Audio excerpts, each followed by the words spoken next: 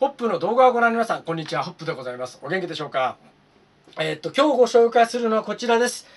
アルパインスターのライダースブーツですね。どこ直したかっていうと、ここのゴムっていうかプラスチックの部分が取れちゃっていたので、本革で作り直して移植っていうか交換しました。こういう感じですね。両方、取れてしまったので、こういうね割れてしまっています。なので本革で、付け替え交換してみました。こんな感じです。こんな修理もできますので、どうか当店に相談いただければと思います。アルパインスターの、ライダースブーツ、修理したホップでした。またね、アフィダーゼン、バイビー。